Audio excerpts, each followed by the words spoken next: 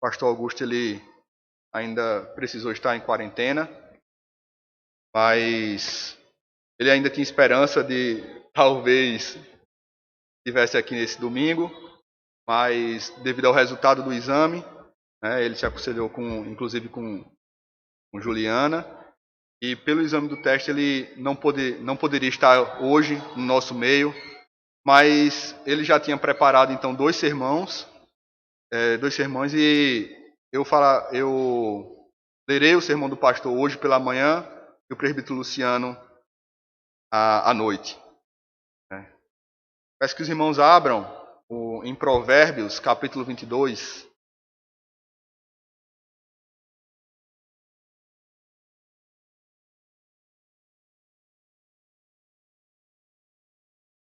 Será Provérbios 22, versículo 13.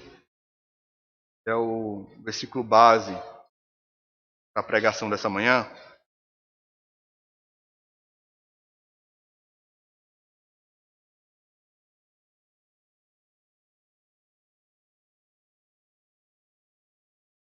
Diz assim, a palavra do Senhor. Diz o preguiçoso: um leão está lá fora. Serei morto no meio da rua. Amém. Senhor, essa é a bendita palavra, a tua bendita palavra.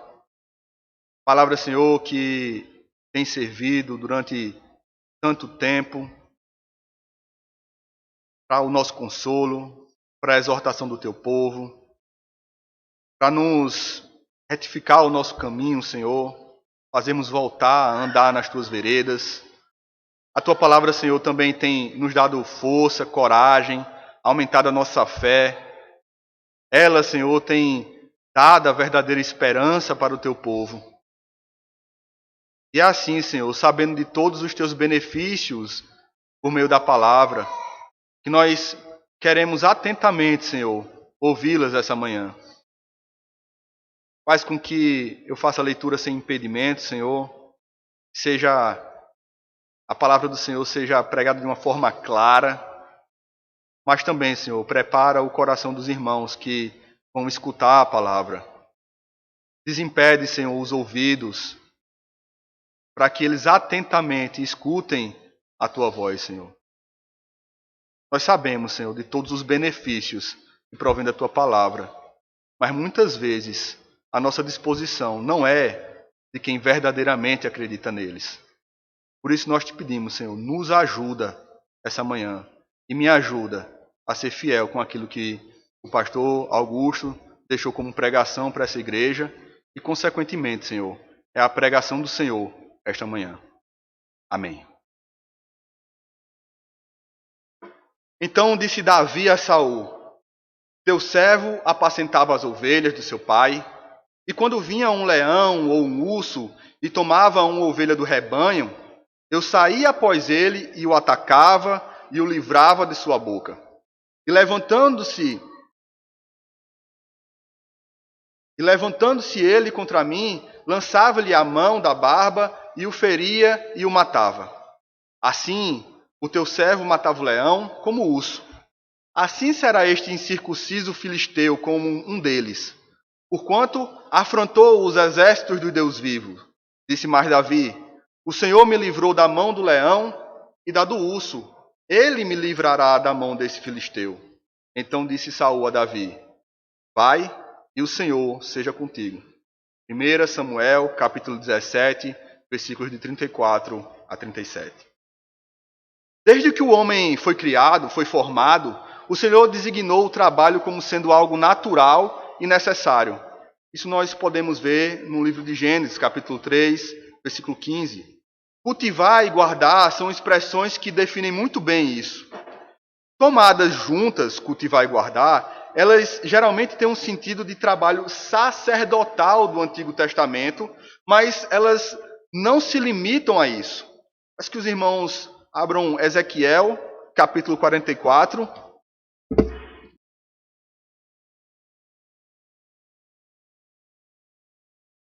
Ezequiel, capítulo 44.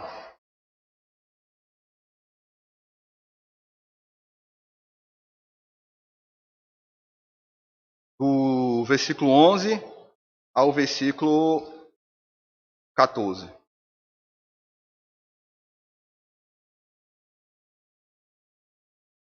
Aqui é o 44, versículo 11 ao versículo 14.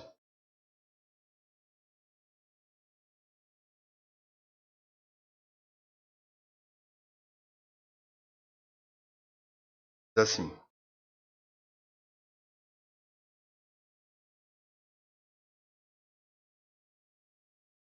Contudo, eles servirão no meu santuário como guarda nas portas do templo e ministros dele.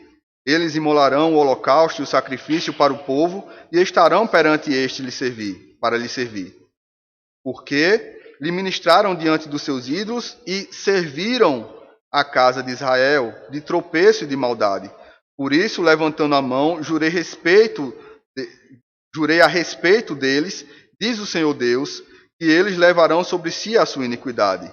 Não se chegaram a mim para me servirem no sacerdócio, nem se chegaram a nenhuma de todas as minhas coisas sagradas, que são santíssimas, mas levarão sobre si a sua vergonha e a sua abominação que cometeram. Contudo, eu os encarreguei da guarda do templo e de todo o serviço e de tudo que se fizer nele. Essa é a referência do Antigo Testamento para o que nós lemos aqui de cultivar, guardar.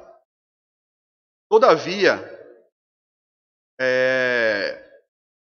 toda a produção cultural que nós vemos no mundo só é possível porque o próprio Deus instituiu o trabalho como meio lícito do homem viver e glorificar a Deus. Em um dos seus comentários, Agostinho disse: o homem foi posto no paraíso para trabalhar o mesmo paraíso, por uma atividade agrícola trabalhosa, mas agradável. Todavia, quando o pecado entrou na criação, pela queda dos nossos primeiros pais, descrito em Gênesis 3, capítulo 3, versículos de 1 a 8, essa relação laboral passou a ser abalada pela influência pecaminosa. No estado de queda que vivemos, a natureza humana tem certo apreço e preferência pelo ócio em detrimento do trabalho. Basta perceber a tendência que nós temos de elogiarmos o nosso tempo livre. Perceba como muitas das nossas brincadeiras têm esse sentido depreciativo do trabalho. Lembre ainda como nós contamos os dias para a chegada da próxima folga, das próximas férias ou de um feriado. Será que essa é a mesma disposição que nós temos em relação à chegada da segunda-feira? Certamente que não. O dia em que começa a semana de trabalho é conhecido como o Dia Internacional da Preguiça. Como disse Matthew Henry, aos que não amam o trabalho, nunca faltarão desculpas para se livrar dele. Entretanto, se olharmos para a perspectiva bíblica a respeito do tema que estamos analisando, veremos que a Escritura nos ensina a cultivarmos grande apreço e admiração, não só pelo trabalho em si, mas até mesmo pela possibilidade de ter uma ocupação. Somente o fato de alguém ter obrigação a serem cumpridas na segunda-feira deve ser motivo de alegria e gratidão.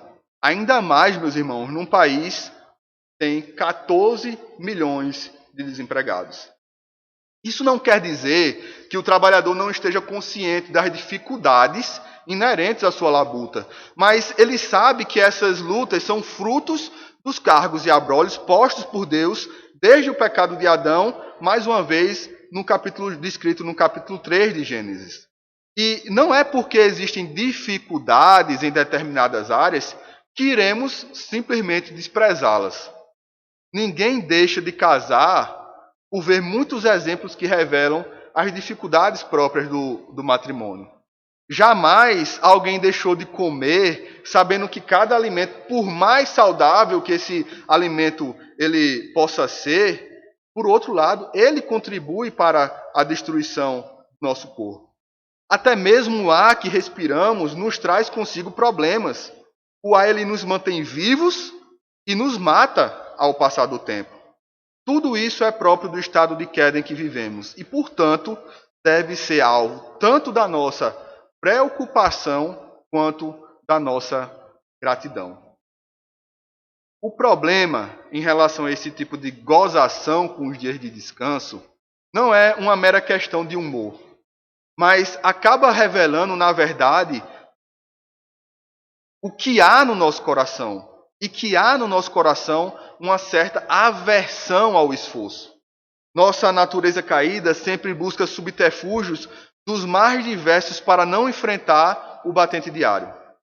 Veja como são comuns os atestados médicos falsos, as mentiras descabidas em relação a incidentes, acidentes no ambiente de trabalho que são levados até o setor pessoal das empresas.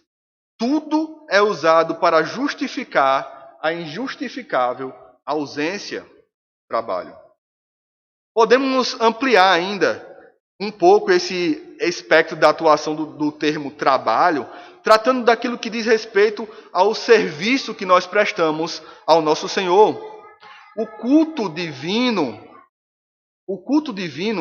seja ele particular, familiar ou público, é alvo constante da nossa negligência. Quantas e quantas famílias não dão preferência no dia do Senhor a ir para a praia, ou mesmo ficar em casa quando estão viajando, a despeito do culto divino. É muito comum os crentes usarem a desculpa que o domingo é um dia de descanso e por isso preferem ficar com a família em casa do que ir à igreja reunido em Santa Assembleia. Ora, mas a Bíblia jamais disse que o domingo é um dia de descanso nesse sentido. A palavra nos ensina a descansar das nossas próprias obras e trabalhar nos negócios divinos. Veja comigo, por favor, o capítulo 58 de Isaías, texto conhecido dos irmãos, falando sobre que tipo de descanso nós devemos ter nesse dia do Senhor. Capítulo 58, versículos 13 e 14. Isaías.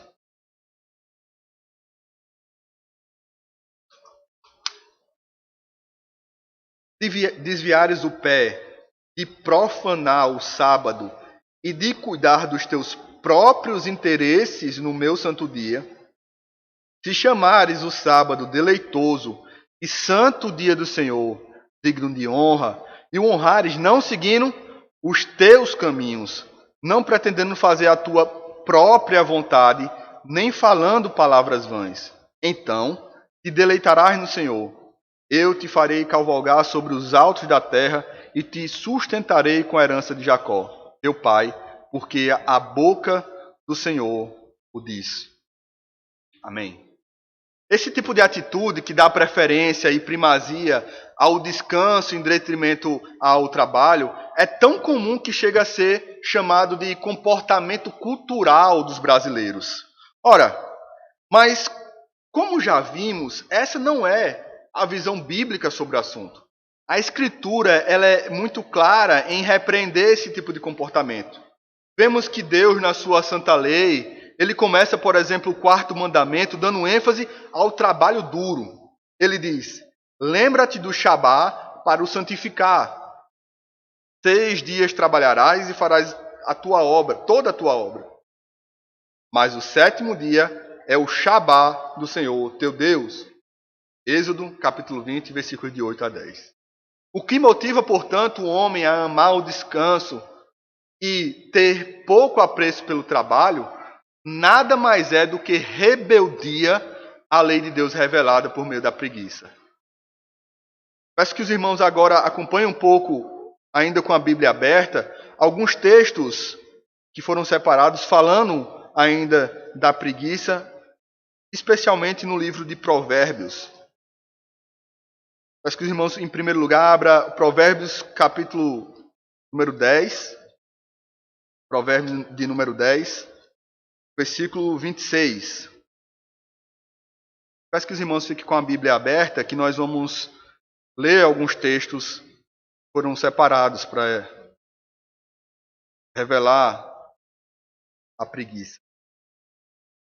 Provérbios 10, versículo 26 diz assim: como um vinagre para os dentes e fumaça para os olhos assim é o preguiçoso para aqueles que o mandam. Ainda em Provérbios 10, versículo 4 e 5.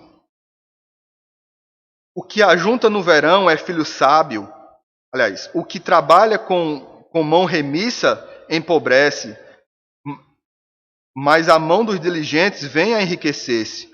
O que ajunta no verão é filho sábio, mas o que dorme na cega é filho que envergonha. Ainda no livro de Provérbios, capítulo 6, versículos de 6 a 11. Vai ter com a formiga, ó preguiçoso. Considera os teus caminhos e ser sábio. Não tendo ela chefe, nem oficial, nem comandante no estio, prepara o seu pão na cega, ajunta o seu mantimento. Ó preguiçoso, até quando ficarás deitado?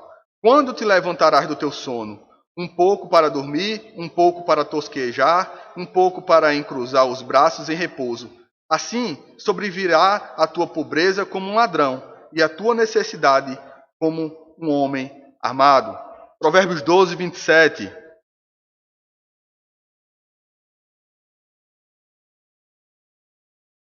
O preguiçoso não assará a sua caça, mas o bem precioso do homem, essa é ele, diligente. O último citação de Provérbios, Provérbios capítulo 20.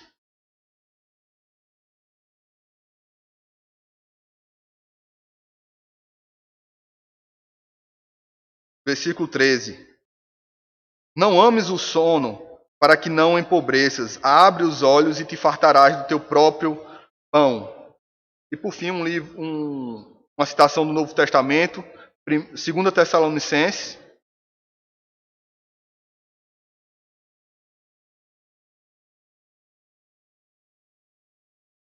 Segunda Tessalonicenses, capítulo 3, versículo 10.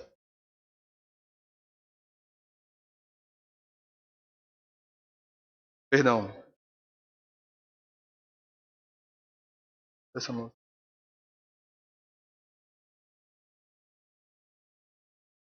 mesmo. Porque quando ainda convosco vos ordeno isto: se alguém não quer trabalhar, também não coma. Portanto, a ociosidade, longe de ser algo meramente cultural, é um pecado contra o quarto mandamento, como acabamos de ver, além de uma quebra direta do oitavo mandamento, não furtarás, e sexto mandamento, não matarás. O preguiçoso, ele tende a desejar o que é dos outros, já que não trabalha para ter a sua própria porção. Além disso, como lhe falta coragem para se esforçar e garantir o seu próprio sustento, peca contra a vida. Não apenas a sua, como também de toda uma sociedade que sofre com o peso da preguiça. Não podemos aceitar que na nossa casa, esse tipo de perspectiva sobre o trabalho ganhe força. Devemos mostrar não apenas em palavras, mas especialmente com nossas atitudes que amamos o trabalho. É preciso demonstrar aos nossos filhos que não temos medo de enfrentar dificuldades cotidianas, mas que confiamos nossa vida ao Senhor. Não adianta nada ser um homem trabalhador que sai de casa sem pedir a proteção e a bênção divina para o trabalho. É preciso apresentar aos nossos filhos o fundamento da alegria que temos em trabalhar. Nós trabalhamos porque Deus é trabalhador. Ele fez o mundo em 6 dias, como está escrito em Gênesis. O seu filho trabalhou duramente ao cumprir a lei e se entregar para ser morto em nosso lugar. Nas palavras de Isaías, é pelo fruto do seu penoso trabalho que nós temos a provisão redentiva para a nossa casa. Cristo ainda afirma no Evangelho que ele e o Pai trabalham até hoje. Se nossos filhos entenderem que trabalhamos com base nessas verdades e que não saímos de casa sem antes pedir a bênção do Senhor, eles certamente entenderão que a cultura da nossa casa é baseada na palavra de Deus e ela deve ser seguida.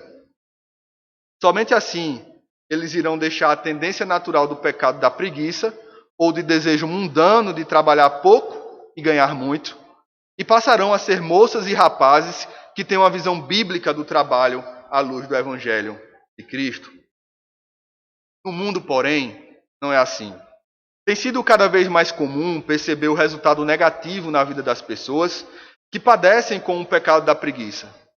Porque elas têm um certo padrão comportamental. Geralmente estão reclamando do trabalho que têm. Falam das condições insalubres, do calor, da distância da sua casa, do cansaço físico, das inúmeras doenças que seu trabalho pode causar. Enfim, elas reclamam de tudo.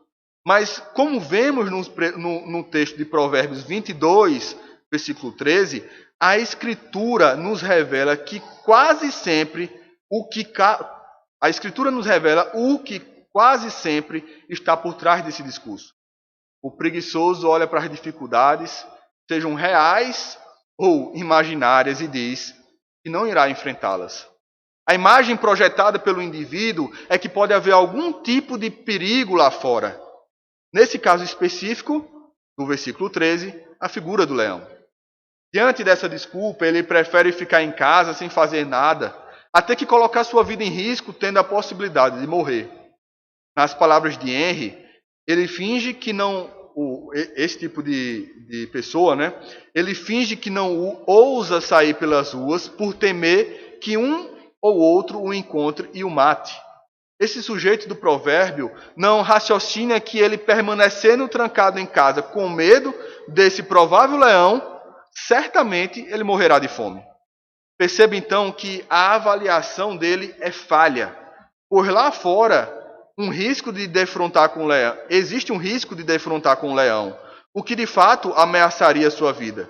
Entretanto, se escolher ficar em casa com medo do perigo, é certa a sua morte. E por isso que a Bíblia nos ensina que a impiedade ela é irracional, pois o pecador, sob o efeito noético do pecado, aquele que interfere na nous, mente em grego, limitou e afetou muito a nossa compreensão da realidade. Talvez poucas vezes na história do mundo poderíamos entender com tanta clareza essa imagem como no nosso tempo. Há cerca de 10 meses, nós temos sido confrontados com um perigo iminente que está fora de casa. Somos bombardeados dia e noite com a expressão "fique em casa". Segundo os defensores dessa tese, sair de casa é extremamente perigoso, pois o vírus chinês que está lá fora é mortal. É claro que estamos cientes dos perigos que essa peste chinesa nos trouxe. Mas será que é mesmo possível deixar de sair de casa? É interessante ainda mencionar que aqueles que seguem essa campanha do Fique em Casa eterno estão divulgando isso fora de casa. Eles estão nos seus estúdios, ganhando dinheiro e ficando cada vez mais ricos, enquanto condenam a todo instante o pobre trabalhador que não tem outra opção que não seja pegar no batente todos os dias. A hipocrisia se torna ainda mais latente no processo eleitoral.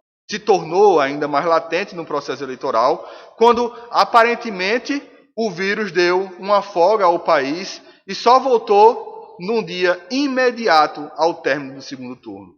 Um grande exemplo disso é o governador de São Paulo, que prometeu que seu candidato a prefeito, juntamente com o trabalho dele no Estado, não aumentariam as restrições de circulação, pois a pandemia estava controlada.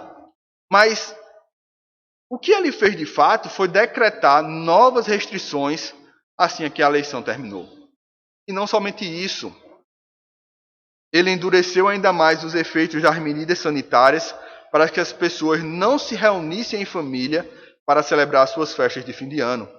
Enquanto isso, pegou um avião e foi curtir férias nos Estados Unidos, num local onde praticamente não existe mais restrições de circulação e serviço. Irmãos, estejamos atentos ao que realmente estamos vivenciando em todo esse processo. Existem milhões e milhões de pessoas que não puderam e nem podem deixar de sair de casa, pegar ônibus lotado, enfrentar filas enormes nos bancos, em supermercados, por uma questão de pura sobrevivência. É preciso olhar para essas pessoas, e eu sei que aqui em nosso meio existem muitos assim, e elogiar a atitude de coragem e jamais condená-las. O chefe de casa foi colocado por Deus não apenas para liderar a família, mas até mesmo para morrer por ela se for preciso. Efésios 5, versículo 25. Condenar um homem trabalhador a uma espécie de confinamento é algo desumano, impensável. Nós louvamos a Deus pela vida de cada homem e mulher que não tem tido medo do leão que está lá fora, mas saem todo dia em nome do Senhor dos Exércitos para trabalhar e vencer seus inimigos. Agindo assim, eles são como Cristo, que diante da morte não retrocedeu, mas se entregou para vencê-la ao terceiro dia. Bendito trabalho nosso Senhor. Por outro lado, a Escritura também nos fala de outro personagem que não enfrentava leão, não só enfrentava leão, como o vencia. Davi, como registrado em 1 Samuel, capítulo 17, versículos 34 a 37, quando pediu permissão ao então rei Saul para enfrentar o gigante Golias, fez menção de sua valentia em disposição para enfrentar o perigo diariamente. Seu argumento foi muito claro. Ele jamais desconsiderou o risco de enfrentar o inimigo Golias. Ele sabia que podia morrer. Mas Davi, pai de Salomão, escritor do livro de Provérbios, era acostumado a lidar com os perigos.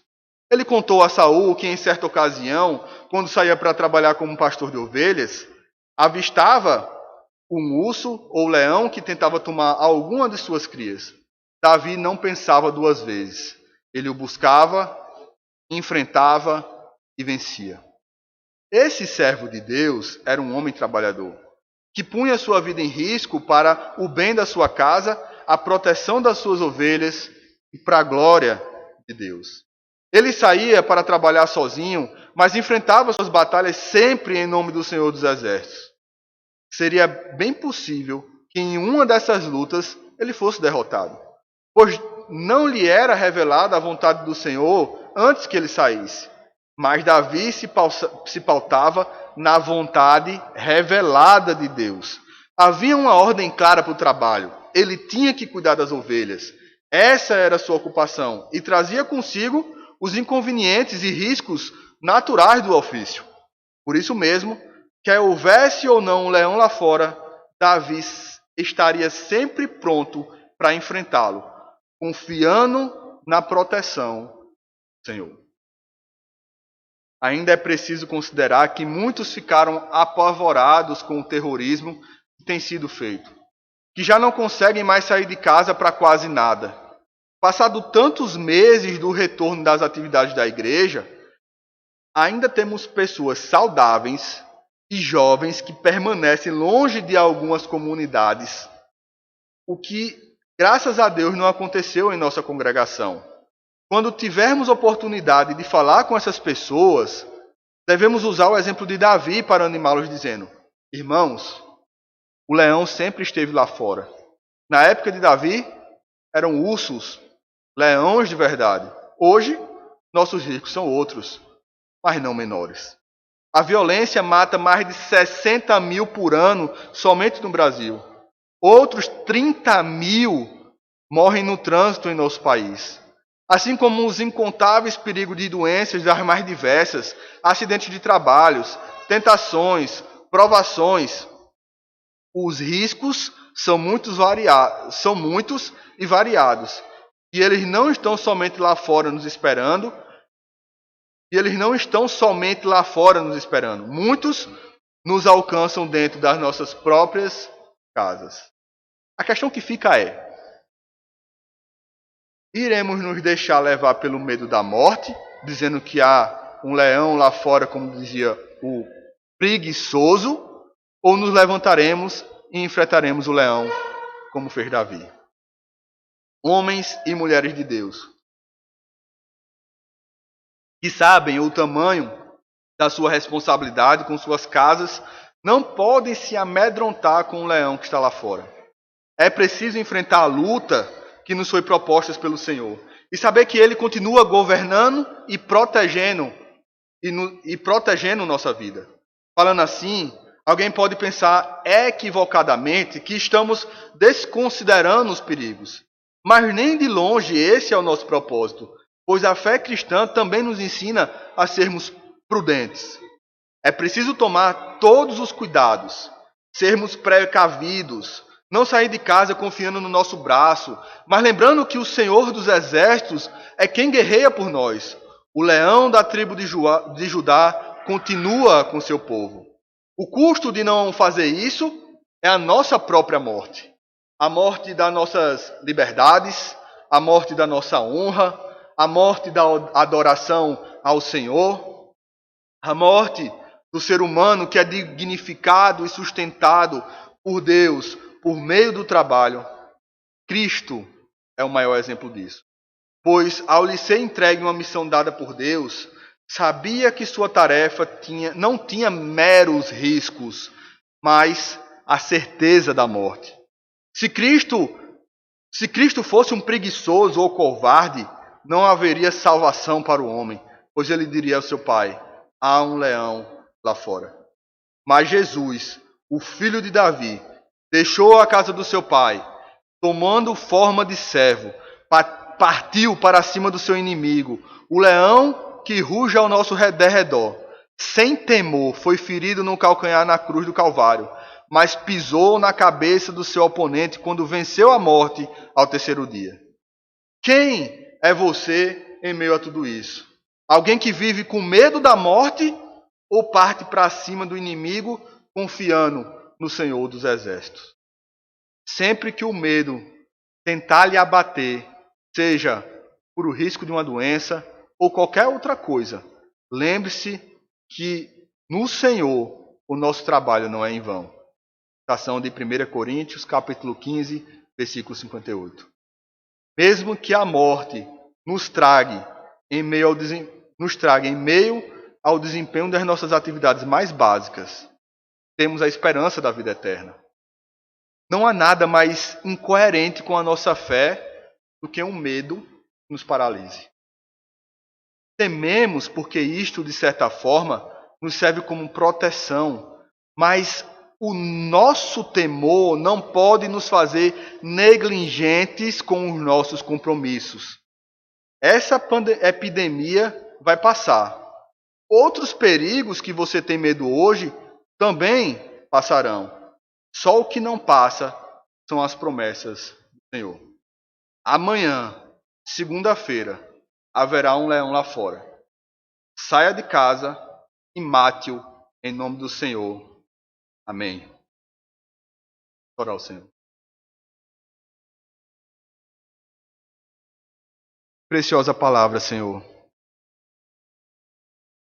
E como é verdade que o medo muitas vezes nos paralisa de tomar a decisão correta, a decisão, Senhor, que a Tua palavra, que é a Tua vontade revelada, já nos instruiu como nós devemos proceder.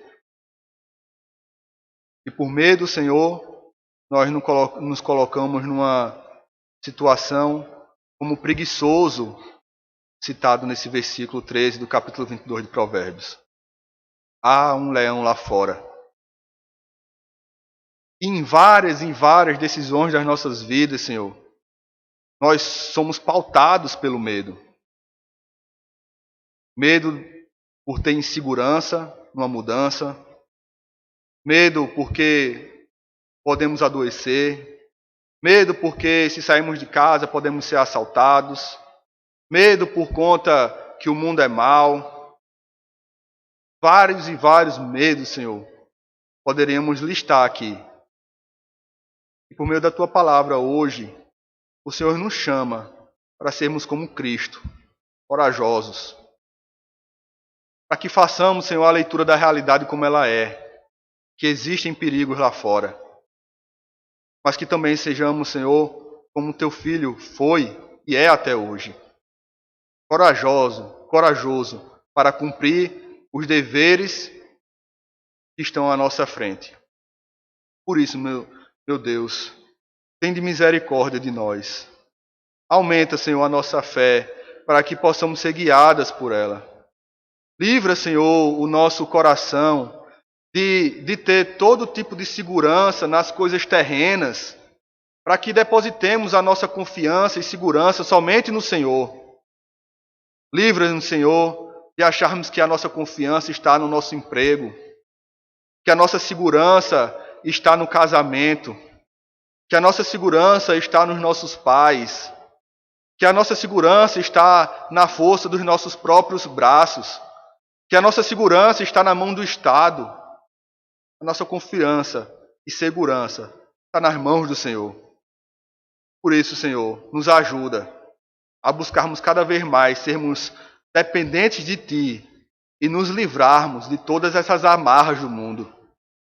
Que o medo, Senhor, dessas coisas terrenas não nos paralise, mas que esse pequeno medo, Senhor, nos sirva apenas para que nós possamos ser prudentes nas nossas decisões.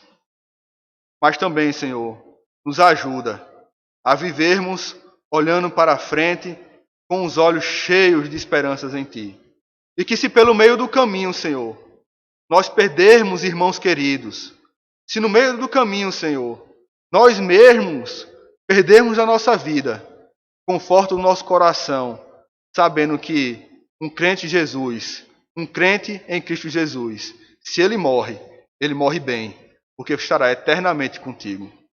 Nos dá, Senhor, essa perspectiva de viver uma vida fazendo os serviços diários, sem medo de cumprir os deveres. E nos ajuda também, Senhor, para não negligenciarmos o nosso serviço a Ti, como vimos também essa manhã. Para não deixarmos, Senhor, que a preguiça espiritual nos tire do culto por qualquer motivo. Que o fato, Senhor, de muitas vezes estarmos de férias, não venhamos a tirar férias do Senhor, porque essas férias ninguém deve tirar. Que não somente, Senhor, façamos isso porque sabemos que é o nosso dever, mas como te pedimos essa manhã, assim que começamos o culto, para que nós tenhamos deleite em te servir, em trabalhar no teu reino.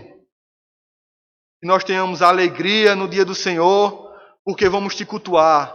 Mas também, Senhor, teremos prazer na segunda-feira, porque o Senhor nos deu trabalho. E que o Senhor abençoe todos aqueles dos nossos irmãos que no dia de hoje estão sem trabalho. Não por uma opção, Senhor, mas porque estão padecendo de uma porta aberta para que eles possam trabalhar. Não é porque são preguiçosos, Senhor, mas porque de alguma forma as portas ainda não se abriram para eles. Se por um lado ajuda, Senhor, as necessidades desses irmãos, seja por meio da igreja, dos seus familiares, para que sejam tratadas durante esse período que eles estão sem emprego. Mas também nós te pedimos, Senhor, trabalha na vida desses irmãos, para que eles busquem com diligência ser mulheres e homens trabalhadores, nos mais diversos âmbitos da sua vida, nos trabalhos ordinários, quando a gente sai de casa para fazer, nos trabalhos, Senhor, ordinários que nós temos na nossa própria casa, e também, Senhor, nos trabalhos que nós temos no Teu santo dia, de adorar o Senhor, de fazermos obras de necessidade e misericórdia, e de nos deleitarmos, Senhor, no Teu santo dia. E o Senhor há de cumprir a promessa que nós temos não só no capítulo 58 de Isaías, mas promessa essa revelada por toda a Escritura. Nos abençoa, Senhor, hoje. No nome de Jesus. Amém. Em resposta à pregação, meus irmãos, vamos ficar de pé.